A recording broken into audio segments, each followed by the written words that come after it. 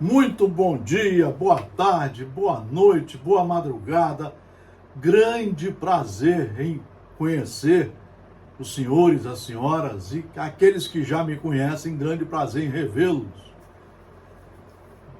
Estamos aqui no nosso núcleo de estudos espíritas e jurídicos, Gesiel.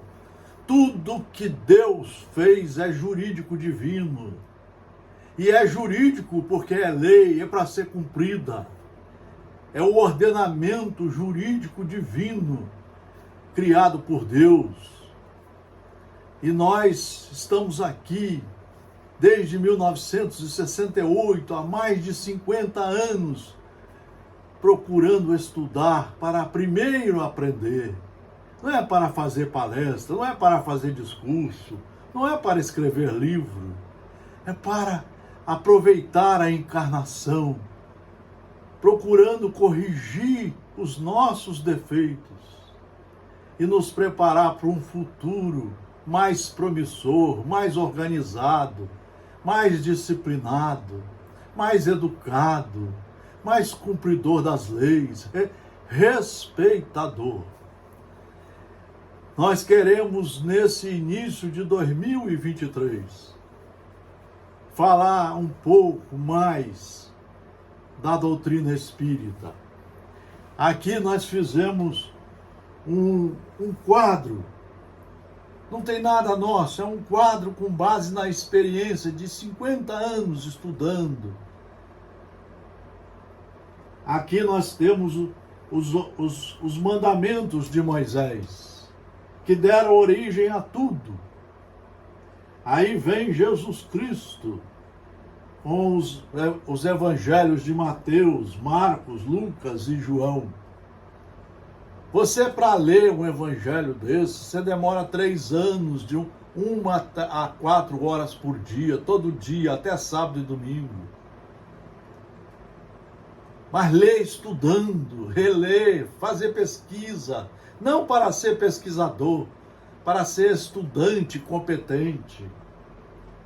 1857 anos depois, Jesus avisou, está no Evangelho de João, que ele providenciaria a vinda do Consolador prometido, para explicar melhor o que ele não pôde fazer na época em razão do atraso da sociedade, da violência, da rebeldia de todos da época. Então, o Espiritismo, uma obra fundamental para a educação moral e cívica do homem. Também os evangelhos têm esse pensamento. E aí surge o Livro dos Espíritos, o Livro dos Médiuns, o Evangelho segundo o Espiritismo, o livro O Céu e o Inferno e a Gênese. Esses livros, eles devem ser lidos no mínimo 6 vezes cada um numa encarnação, de 1 a 4 horas todo dia, estudando muito.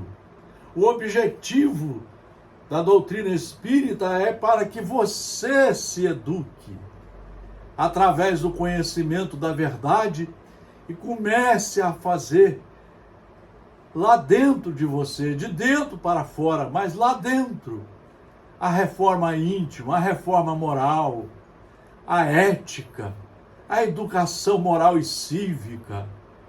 Essa é a ideia fundamental dos evangelhos. Essa é a ideia fundamental do principal livro da doutrina espírita, dos 5, o Evangelho segundo o Espiritismo. 28 capítulos, 3.000 itens a serem estudados, compreendidos, assimilados e aplicados na sua vida. É você que tem que começar a reforma, sendo uma criatura educada, do bem, sendo uma criatura que faz planejamento para cada vez se melhorar melhor, preparando o seu futuro com dignidade, com respeito aos direitos fundamentais da vida humana e da vida espiritual. Então, depois nós colocamos aqui mais de 150 livros, portanto, estão 200 livros, todos já lidos por nós. Nós não indicamos livros que não lemos, todos já lidos por nós, que vão nos dar devagarzinho a base pedagógica das bem-aventuranças, a base pedagógica de uma criatura educada, uma criatura que só faz o bem aonde estiver, só pensa no bem, é a benevolência, é o bem ativo, produtivo, aonde ele estiver.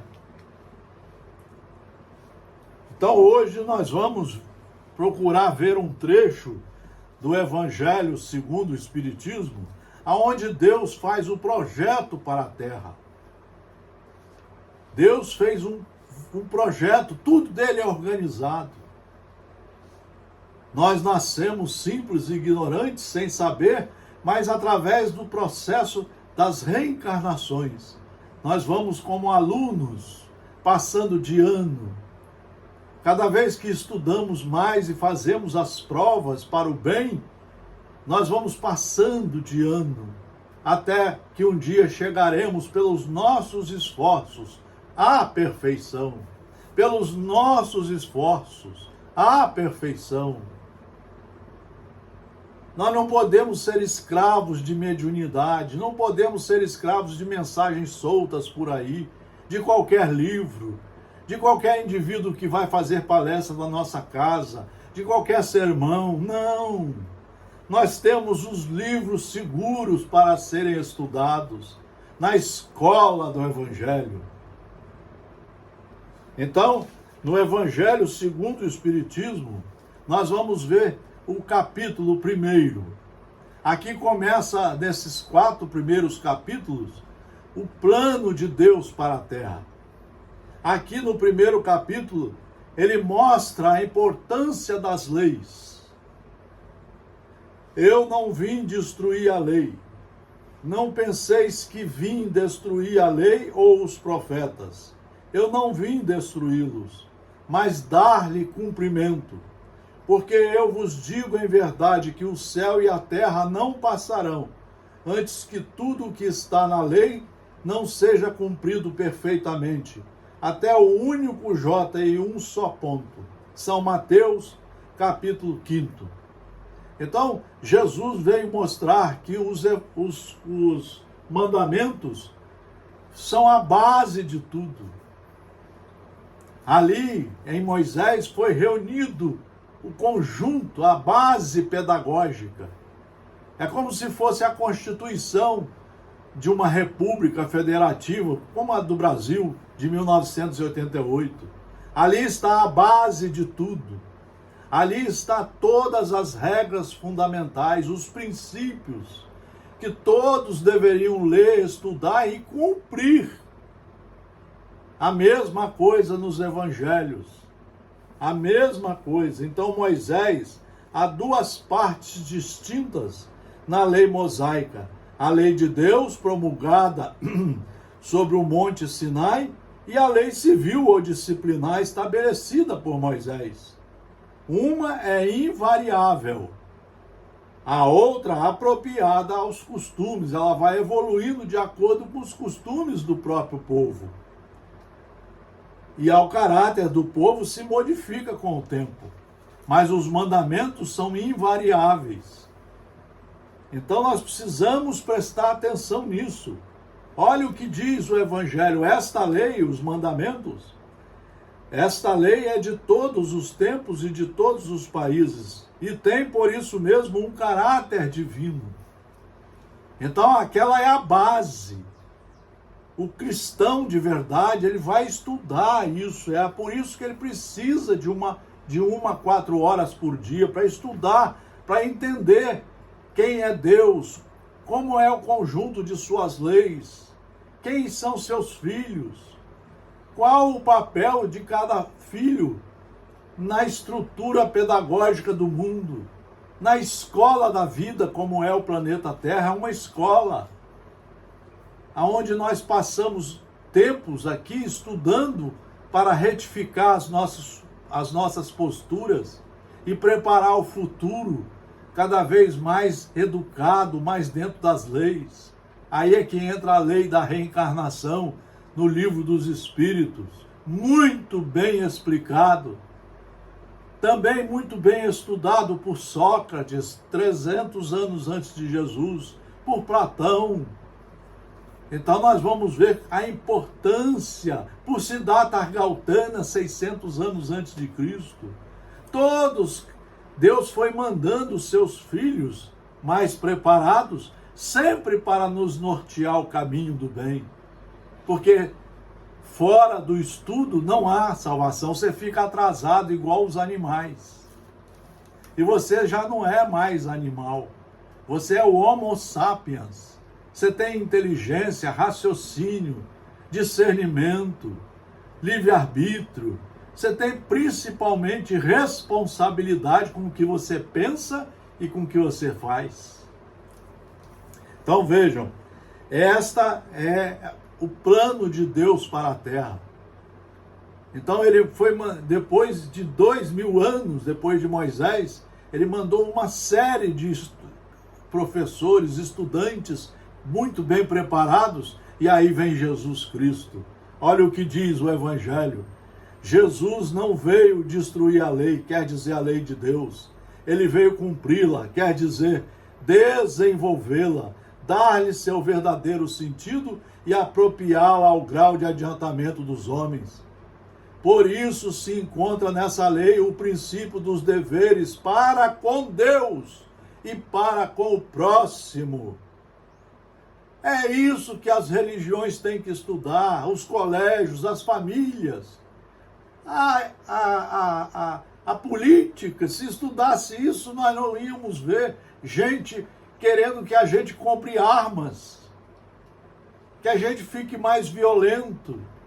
Eles iam falar, vamos cumprir as leis de Deus, vamos dar a todos os nossos irmãos todos os direitos. E vamos tentar sempre progredir juntos, viver em paz. O céu e a terra não passarão antes que tudo seja cumprido. Por quê? Porque Deus está no comando. Ele veio, Jesus, cumprir as profecias que haviam anunciado sua vinda, sua autoridade decorria da natureza excepcional do seu espírito, da sua missão divina. Veio ensinar aos homens que a verdadeira vida não está sobre a terra, porque ninguém fica aqui para sempre. Todos ficamos um período, nascemos, vivemos, estudamos, nos corrigimos, ressarcimos os danos causados e nos preparamos para o futuro, sempre dentro das leis. E aí morremos. Mas a morte é só do corpo, o espírito continua com todas as suas bagagens, as ruins e as boas. Por isso que ele vai reencarnar quantas vezes necessárias forem para o burilamento do espírito. É o aluno que vai se reprovar ou passar de ano. Veio ensinar aos homens que a verdadeira vida não está sobre a terra, mas no reino dos céus. Ensinar-lhe o caminho que para lá conduz. Ele veio nos mostrar o caminho que para lá conduz. É uma pena você ver cristãos fazendo tantas bobagens na política, na religião. Você vê cristãos analfabetos, estão há 40 anos podendo estudar e não estudam. São criaturas analfabetas, só querem fazer palestras sem base nenhuma na moral e na cívica, sem base nenhuma nos evangelhos, nas leis de Deus. Porque quem não leu isso não tem condição de fazer palestra em lugar nenhum. Mas quem não leu 6 vezes, estudando de 1 a 4 horas por dia. Então, mas no reino dos céus, ele vem nos ensinar o caminho que para lá conduz, os meios de nos reconciliarmos com Deus. É onde você vai ver como funciona a lei de justiça, a lei de causa e efeito. Esse é o capítulo 1, ainda fala do Espiritismo, a terceira revelação. O Espiritismo é a nova ciência que vem revelar aos homens por provas irrecusáveis. Por provas irrecusáveis. A existência e a natureza do mundo espiritual e as suas relações com o mundo corporal. O Espiritismo é a chave com a ajuda da qual tudo se explica com facilidade. A doutrina espírita, como religião, é para ser estudada, para explicar o porquê da lei de Deus, dos detalhes da lei. Por que que uma criatura nasce com fealdade e outra com boniteza? Por que uma rica e outra pobre? Por que uma negra e outra branca? Por que um anão e outro normal? Ou de tamanho aparentemente normal? Por que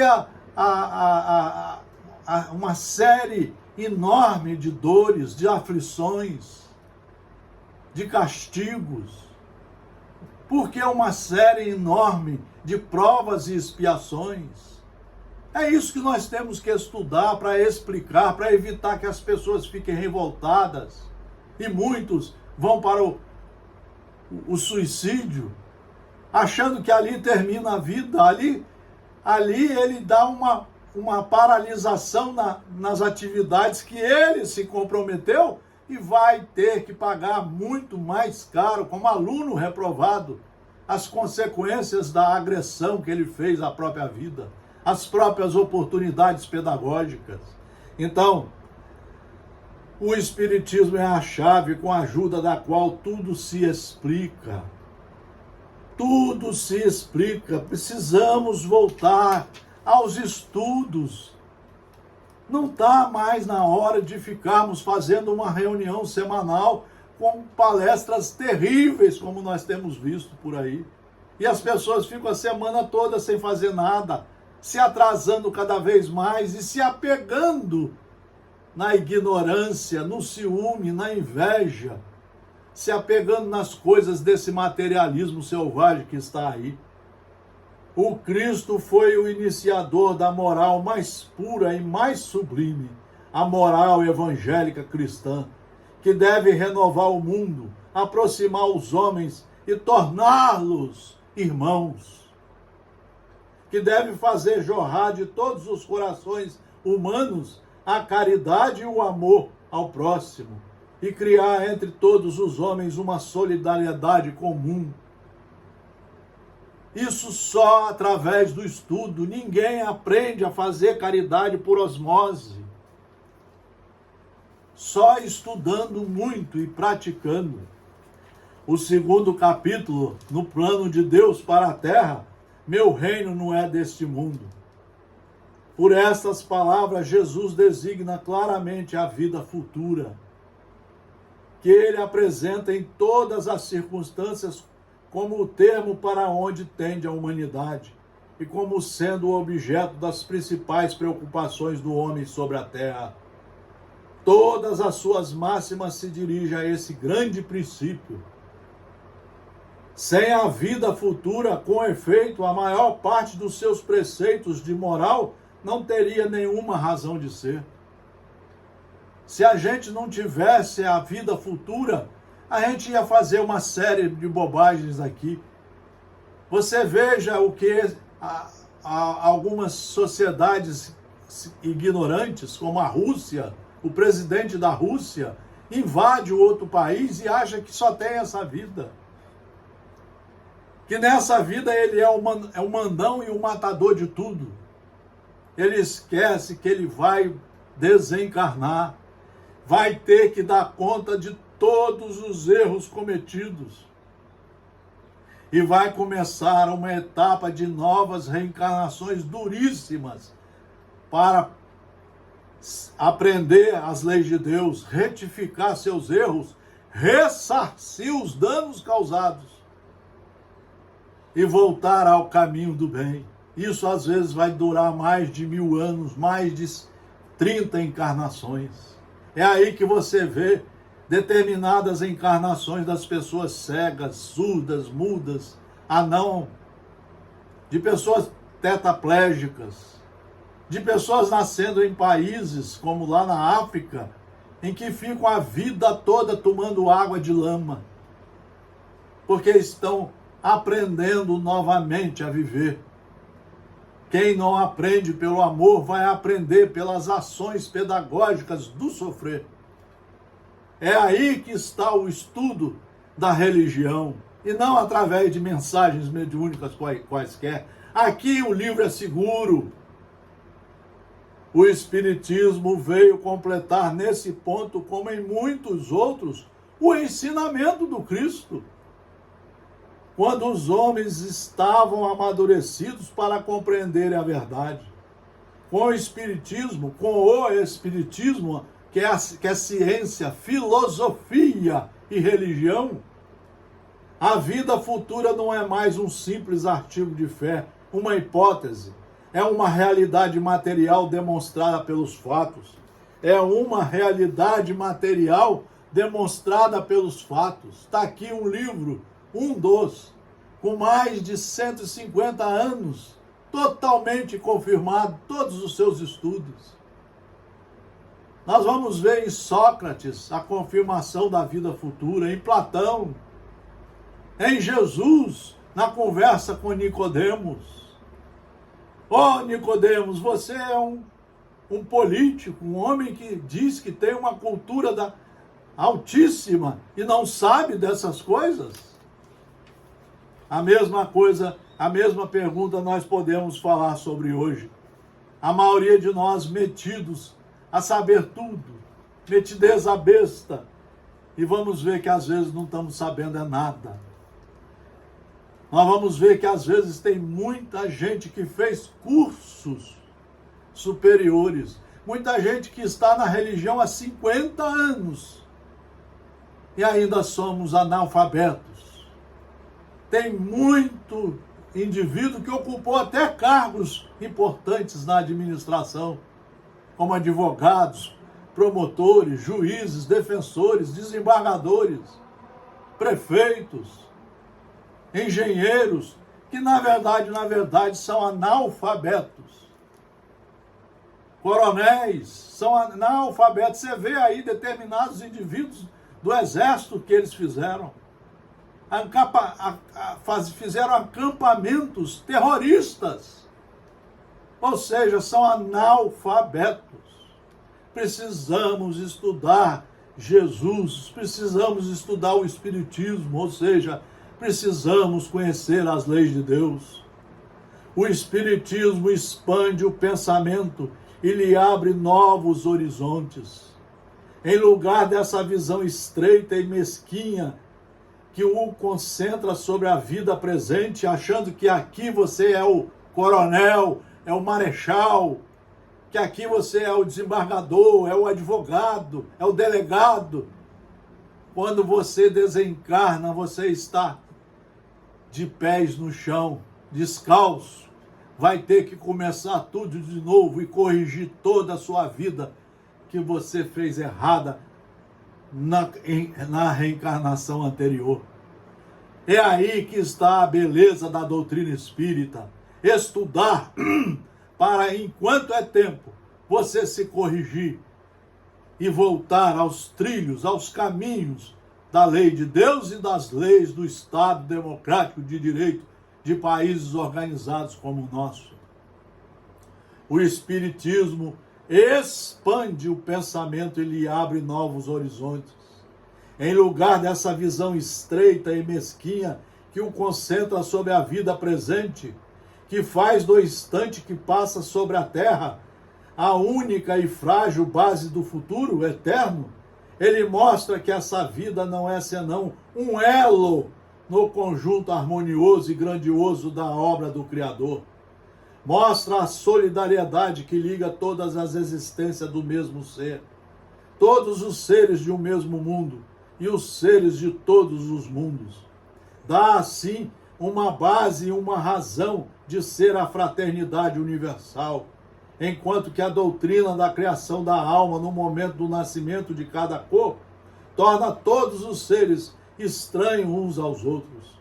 Essa solidariedade das partes de um mesmo todo explica o que é inexplicável, se considerar apenas uma parte. É esse conjunto que ao tempo do Cristo os homens não teriam compreendido, e por isso ele reservou o conhecimento para outros tempos. É aí que nós vamos ver a importância de estudarmos as leis e de começarmos a ser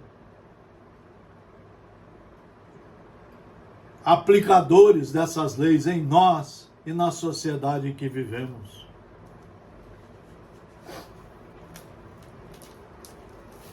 Vamos ao terceiro capítulo do projeto de Deus para a Terra. Vocês estão vendo, no primeiro ele fala da lei, no segundo ele fala da vida futura. A vida futura desmoraliza, quando ela é estudada, todas essas baboseiras, me perdoem o termo, do materialismo.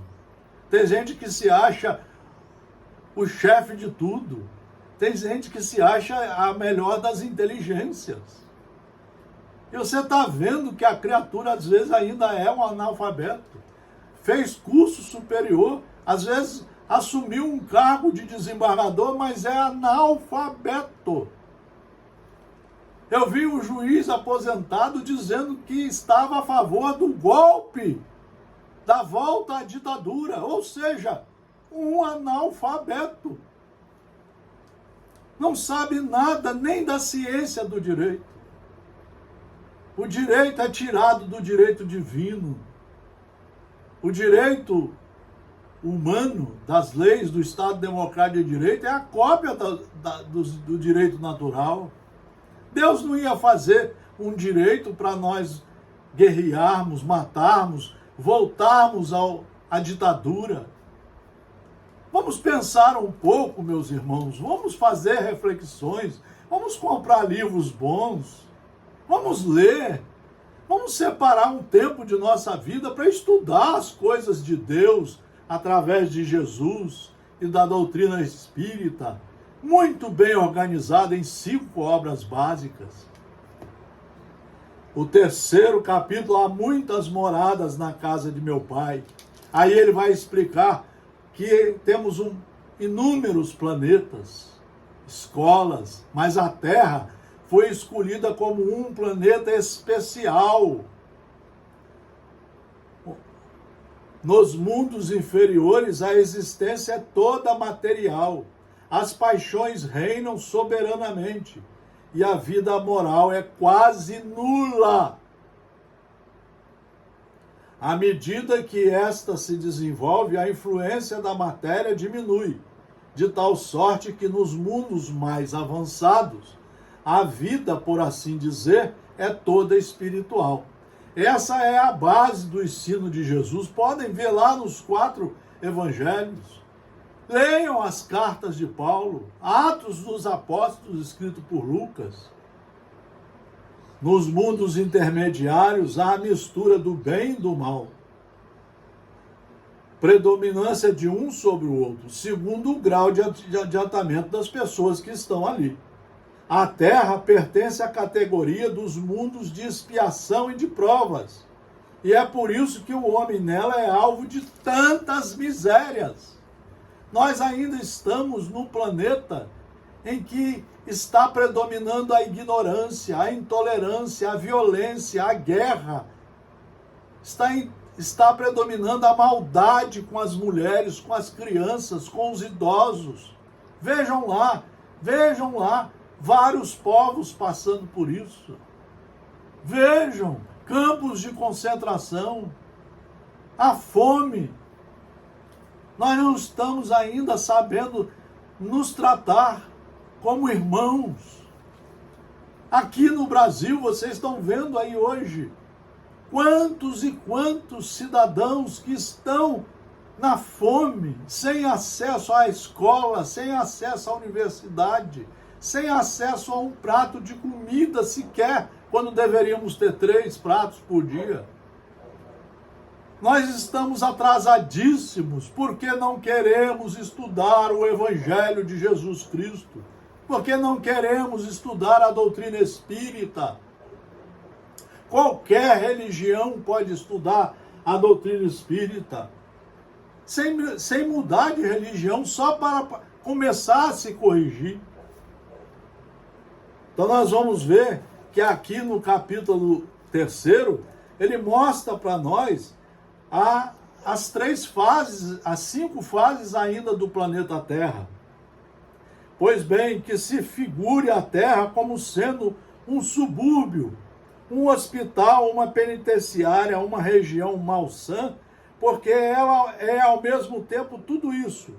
E se compreenderá por que as aflições sobrepujam as alegrias, pois não se envia a um hospital as pessoas sadias, nem às casas de correção aqueles que não fizeram mal, e nem os hospitais, nem as casas de correção são lugares de prazer. Então nós vamos ver que nós estamos no planeta que é um planeta escola. A autoridade é sempre respeitada porque não é dada senão a quem tem mérito. Isso nos planetas onde o estudo predomina, onde a moral predomina, onde as bem-aventuranças estão em todos os corações. Então nós precisamos ler estudando os evangelhos. Nós precisamos ler estudando a todos os evangelhos, para que todos nós entendamos, né? Olha a divisão que ele faz aqui no capítulo 3. Os mundos primitivos destinados às primeiras encarnações da alma. É a primeira divisão. Os mundos de expiações e de provas, onde o mal ainda predomina. Os mundos de regeneração, onde as almas que ainda têm o que expiar, aurem novas forças, repousando das fadigas das lutas. É a terceira fase. Os mundos felizes, onde o bem sobrepõe o mal. E os mundos celestes, ou divinos, morada dos espíritos depurados, onde o bem reina inteiramente. A Terra pertence à categoria dos mundos de expiações e de provas, e é por isso que o homem nela é alvo de tantas misérias. Então o Evangelho vem nos mostrar o que é que está predominando aqui ainda no planeta Terra. É só você começar a assistir os jornais, ler os livros, acompanhar os grandes jornais das televisões, dos rádios e os livros. Você tem que ler os jornais, você tem que se orientar por um jornal de uma televisão, de um rádio, que dê notícias corretas, que não faça fake news. Para de ficar lendo esses indivíduos que estão enviando mensagem pelo celular. Para de ouvir quem não tem moral para falar. Estude. Então, no capítulo 3, nós vamos ver que ele nos orienta sobre o planeta Terra. Quem habita aqui precisa primeiro tomar decisões íntimas com você. Se matricular no colégio, estudar o primário, o ginásio, o científico e a faculdade. Não é para ter títulos, é para você conhecer as leis de Deus e saber caminhar seguramente. Aí é que está a associação jurídica que foi imaginada por nós em 1980. Quase todas as associações não fazem isso, o que deveriam fazer. Estudar para cada um jurista espírita ser um exemplo vivo, aonde estiver, do Evangelho, mesmo na lei. Você ia ver o advogado espírita só fazendo o bem, o juiz, o promotor, o defensor, o delegado, o desembargador. Você ia ver, essa é a ideia. A ideia é estudar e se reformar para ser uma criatura do bem. Aí você está mudando o patamar seu e está mudando o patamar do planeta onde você está vivendo. O planeta só vai mudar quando nós, os homens, mudarmos, os homens e as mulheres, estudarmos, aplicarmos os estudos corretos em nós e em torno de nós. É aí que vai nascer a fraternidade verdadeira. É aí que vai nascer a igualdade. Vamos nos tratar como iguais, não de osso e carne, mas iguais nos direitos e nos deveres, perante as leis. E é aí que nós vamos ver que a liberdade, nenhum mal vai fazer a ninguém, porque você só vai pensar e realizar os seus atos de liberdade exclusivamente dentro das leis de Deus e das leis que estejam em vigor no Estado democrático de direito. Só aí que nós vamos elevar esse planeta do estágio que ele está para o planeta de regeneração. Isso ainda demora, nos nossos cálculos, de 600 a 1000 anos. Porque primeiro você tem que fazer o homem integral, a mulher integral, ou seja, aqueles que sejam bem-aventurados, só agindo, só pensando dentro das leis. E o capítulo 4. Ninguém pode ver o reino de Deus se não nascer de novo. Aqui, o Evangelho mostra a quarta parte do programa de Deus para a Terra, a reencarnação, mostrando que a reencarnação é uma lei de Deus, e é uma lei criada para todos, sem diferença nenhuma, assim como todos estarão submetidos à lei de justiça. A reencarnação, todos. O presidente Putin, lá da Rússia, vamos ver, se a gente puder, estiver lá, vamos ver a próxima encarnação dele. Para ele começar a se acertar dentro da lei e fazer as correções e fazer os pagamentos que ele precisa fazer às leis. É mais ou menos como um aluno, é igual a um aluno reprovado ou a um preso de uma penitenciária. Quais os limites da encarnação? A encarnação não tem, propriamente falando, limites nitidamente traçados. Você entende por isso o envoltório que constitui o corpo do espírito. Em certos mundos mais avançados que a Terra, ele já é menos compacto, menos pesado e menos grosseiro, e por conseguinte, menos sujeito às vicissitudes. Num grau mais elevado é diáfano e quase fluídico. De grau em grau ele se desmaterializa e acaba por se confundir com o perispírito, segundo o mundo a que o espírito é chamado a viver. Este torna o envoltório apropriado à natureza do mundo. Então nós vamos ver os limites da encarnação. A passagem dos espíritos pela vida corporal é necessária para que possam cumprir, com a ajuda de uma ação material, os desígnios cuja execução Deus lhes confiou. Ela é necessária a eles mesmo porque a atividade que são obrigados a desempenhar ajuda o desenvolvimento de sua inteligência. Deus, sendo soberanamente justo, deve considerar igualmente a todos os seus filhos. É por isso que dá a todos o mesmo ponto de partida. Todos vão nascer de novo, vão ter a oportunidade de se matricular na escola. Uns como alunos que passaram direito e outros como alunos reprovados. E todos vão ter obrigações a cumprir. Então é essa a lei da reencarnação que precisa ser estudada, precisa ser explicada direitinho, para que não cause revolta quando um homem como o presidente Putin, se ele for reencarnar cego, surdo e mudo, se ele for reencarnar na Ucrânia,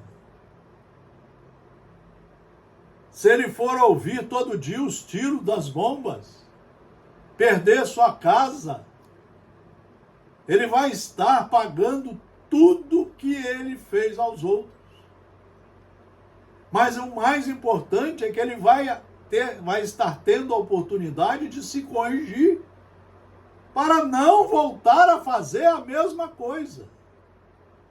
E ele vai ter a oportunidade, aonde ele estiver, de se enquadrar nas leis de Deus, fazendo as retificações necessárias, conhecendo a verdade e começando a mudar o seu presente e, obviamente, principalmente o seu futuro. Por isso, a lei da reencarnação. Ninguém escapa da justiça divina. Ninguém escapa. Todos vamos passar, porque nós fomos criados por Deus para sermos perfeitos, mas pelos nossos esforços, como alunos, como estudantes responsáveis.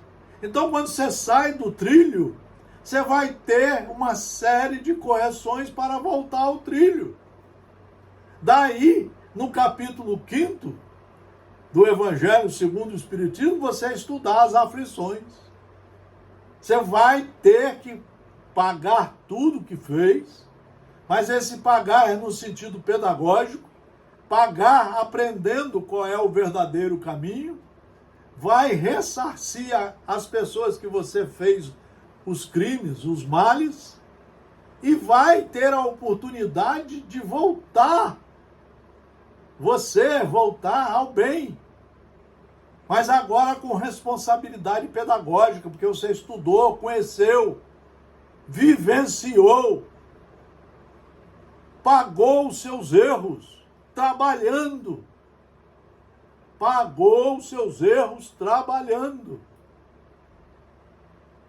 E aí, então, o futuro passa a surgir para você como um futuro de luz, de verdadeira fraternidade, como fala Allan Kardec em Obras Póstumas.